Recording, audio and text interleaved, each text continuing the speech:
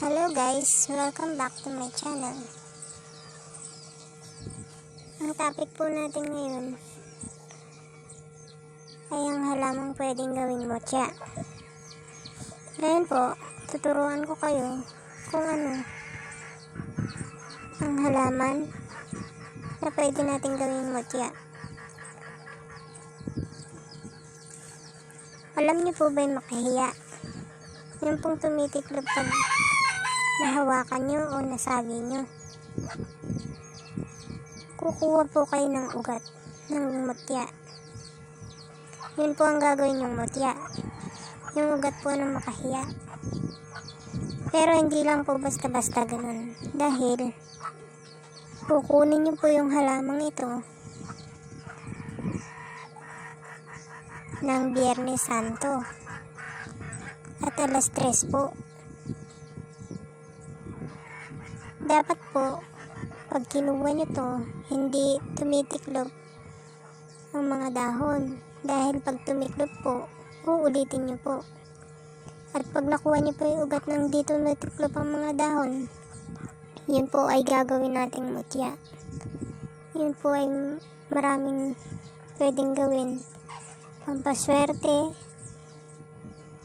tapos pangontra po sa mga hindi natin nakikita, tsaka pangontra na rin po yun sa mga taong ginagamitan tayo ng mga mahika. Ingatan lang po na hindi titiklop ang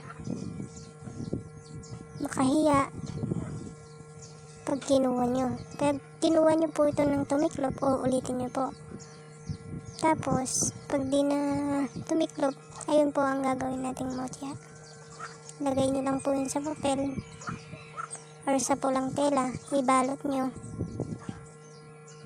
Pwede nyo rin pong patuyuin bago nyo ibalot.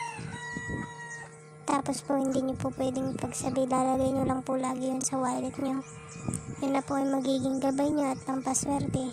Pero mahirap po itong gawin dahil hindi lang po kayong kumukuha, dahil Biyernes Santo po yun.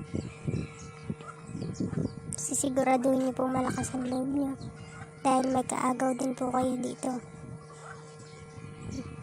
Ang magiging kaagaw nyo po dito ay yung mga hindi natin nakikita.